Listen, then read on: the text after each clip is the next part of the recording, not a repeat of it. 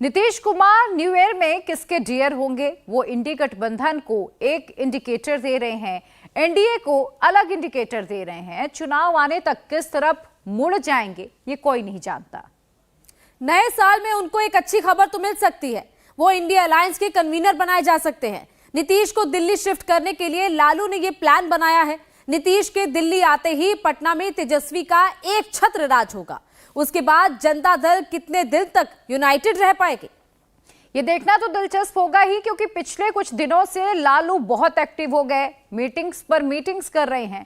लालू किसी भी तरह जल्दी से जल्दी तेजस्वी को सीएम बनाना चाहते हैं। लालू ने प्लान ए के तहत नीतीश को कन्वीनर बनाने का ऑफर लेटर दिलवा दिया है, लेकिन अगर नीतीश पलटी मारते हैं तो लालू के पास एक प्लान बी भी है। क्या है वो प्लान, इस रिपोर्ट में देखिए।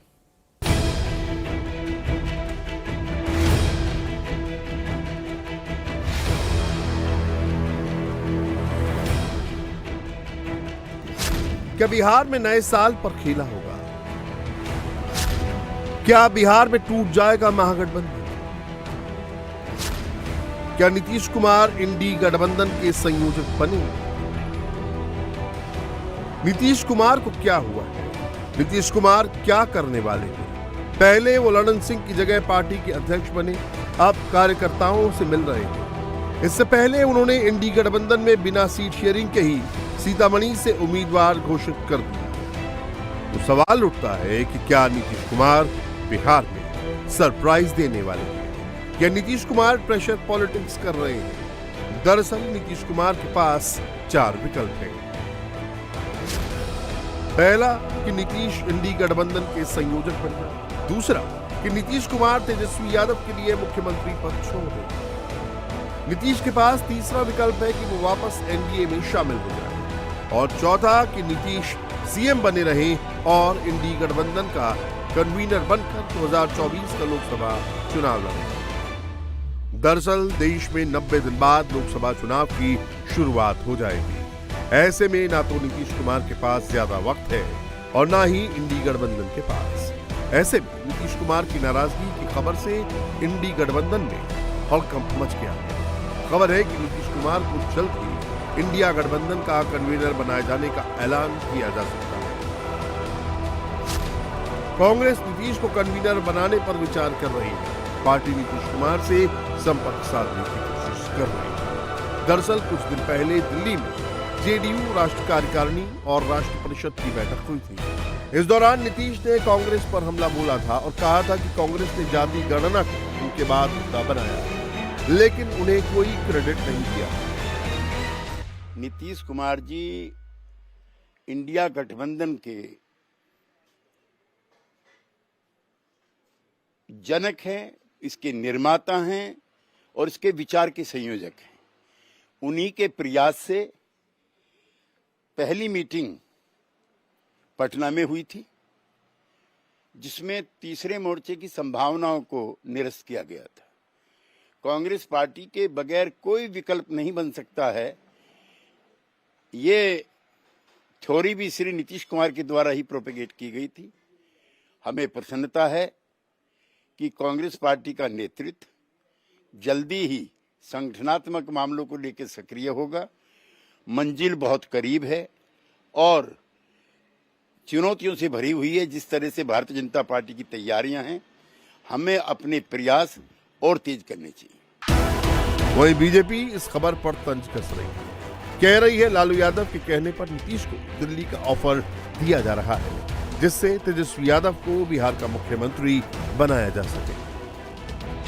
हो सकता है लालू जी को भी ये, लालू जी अपने ढंग से प्रेशर बिल्डअप किए होंगे कांग्रेस के तरफ से कि भाई इसको बना दीजिए, तब तेजस्वी हो जाएंगे मुख्यमंत्री।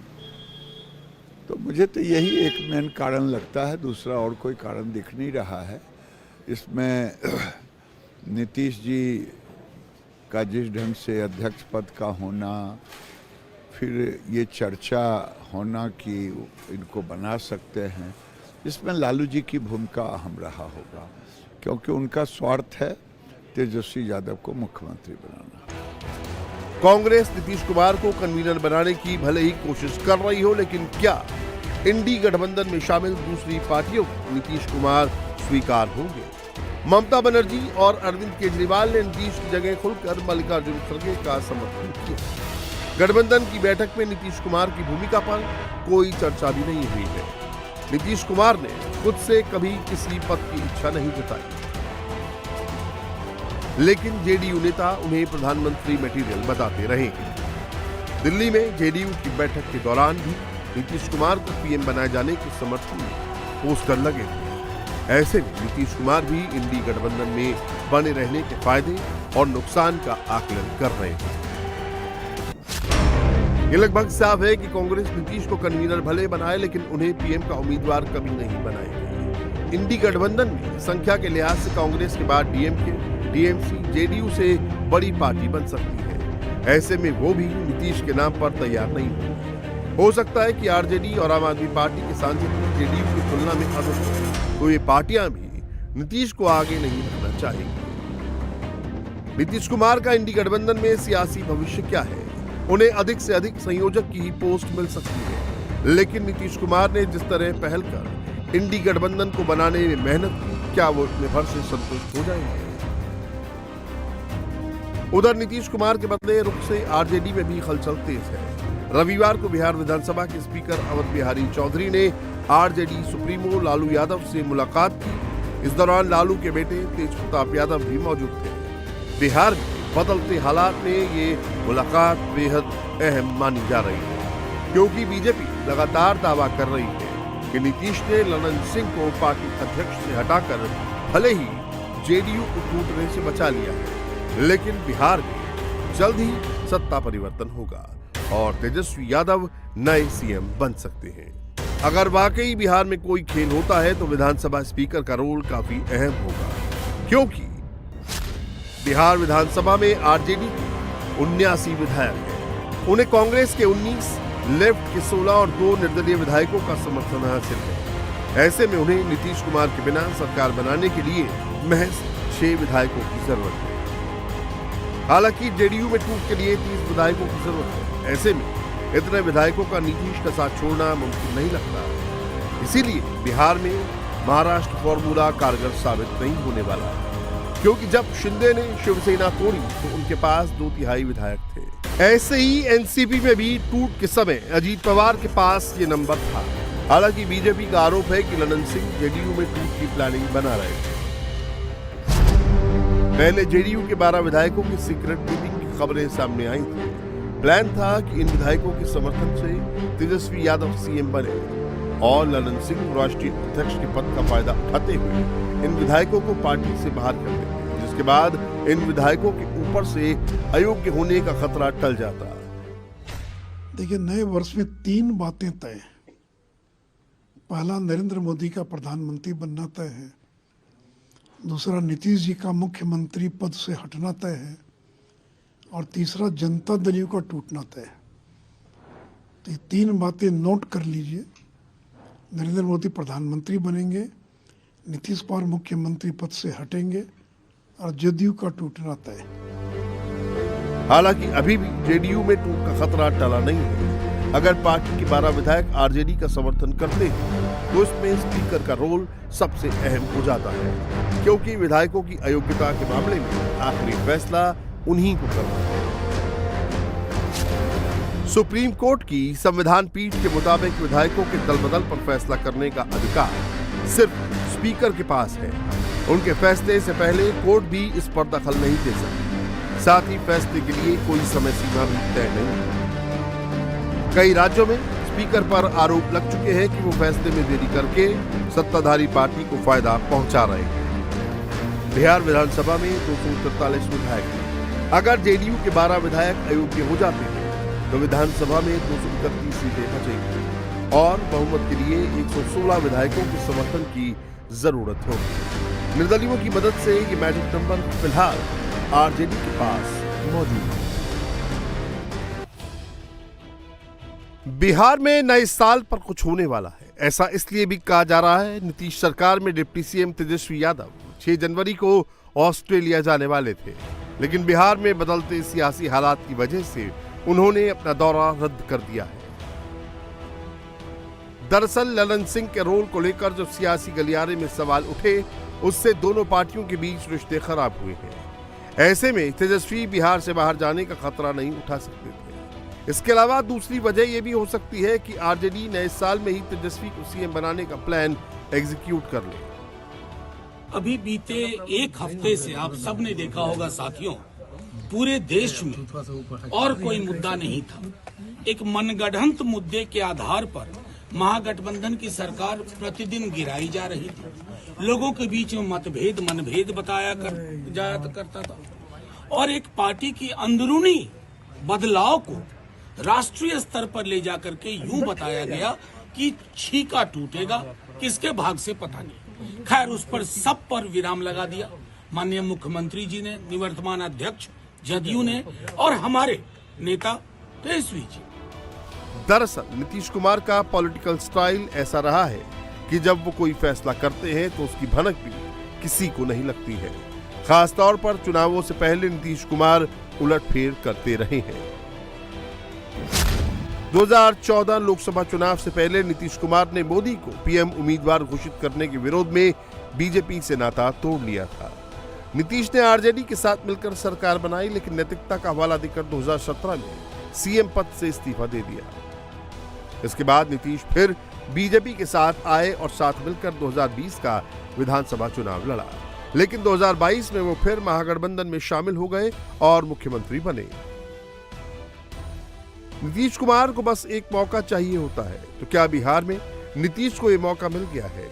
नीतीश कुमार भी जानते हैं कि भले ही आज वो बिहार में तीसरे नंबर की पार्टी हो, लेकिन बीजेपी और आरजेडी दोनों को उनकी जरूरत है। नीतीश की सबसे बड़ी ताकत है उनके पास 15 से 16% मजबूत वोट बैंक, जो हमेशा उनके साथ बना रहता है।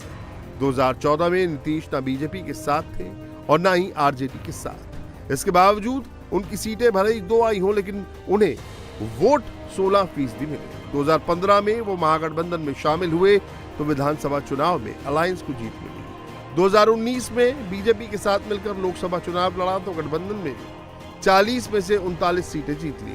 2020 के विधानसभा चुनाव में जेडीयू का प्रदर्शन खराब रहा, लेकिन फिर बीजेपी का साथ मिलकर वो सरकार बनाने में कामयाब रहे। नीतीश कुमार ने बिहार में जातिगत जनगणना कराई है, जिसका फायदा भी उन्हें मिल सकता है। जेडीयू और आरजेडी के रिश्ते पहले ही खराब दिख रहे हैं। अब पटना में लगे पोस्टर की वजह से दोनों पार्टियां आमने सामने हैं। दरअसल आरजेडी विधायक फतेह बहादुर की तरफ से लगाए गए पोस्टर में राम मंदिर को मानसिक गुलामी का प्रतीक बताया गया है। पोस्टर में लालू हैं, राबड़ी हैं और तेजस्वी यादव भी हैं। दरअसल सावित्रीबाई फुले की जयंती समारोह का आयोजन 7 जनवरी को रोहतास में होने वाला है और इस कार्यक्रम के मुख्य अतिथि बिहार के शिक्षा मंत्री चंद्रशेखर हैं, जो पहले भी हिंदू धर्म पर विवादित बयानबाजी कर चुके हैं। हमारे पूर्वजों ने कभी भी धर्म मंदिर मस्जिद की बात नहीं कहा है। उन्होंने हमेशा शिक्षा और स्वाभिमान का लड़ाई लड़ा है। तो मैं कहता हूं, मैं जो कदम उठाया हूं, देश के बहुजनों के हाथ में धर्म का झंडा नहीं, कलम और किताब होना चाहिए। मैं कलम और किताब का बात करता हूं। रामायण और रामायण का सभी पात्र काल्पनिक है। अब काल्पनिक से क्या, आप राम मंदिर अयोध्या में बनाकर आप कौन सा देश का विकास करना मतलब चाहते हैं? वहाँ उस मंदिर से एक ही समाज का विकास हो सकता है, जो पखंडी समाज है, जो मनुवादी समाज है। तो नाम रख लीजिए ना, कायर बहादुर सिंह, कि हम इतने बड़े कायर हैं कि हम देवी देवता पर धार्मिक आस्था पर तो टिप्पणी तो करते हैं, लेकिन उसके घर जाकर भोज भी खाते हैं। तो हम वहां नहीं जाएंगे, ऐसा घोषणा करिएगा तभी माना जाएगा, नहीं तो जनता प्रतीक्षारत रहती है कि ऐसे आस्था पर हमला करने वाले लोगों का जनता इलाज जानती है। कोई एक विधायक के माध्यम से या बार बार इस प्रकार से हिंदू को गाली देना वोट के लिए किया जा रहा है, वोट की तुष्टीकरण के लिए किया जाए। राजनीति में इतनी ओछी मानसिकता नहीं होनी चाहिए कि दूसरे के आहत को चोट पहुंचाए और भावनाओं को चोटिल करे, जो आरजेडी के लोग कर रहे हैं, लालू जी तेजस्वी जी करवा रहे हैं, कर रहे हैं, और उस पर नीतीश कुमार जी चुप है। उनकी चुप्पी यह साबित करता है कि उनकी भी इस पे सहमति है।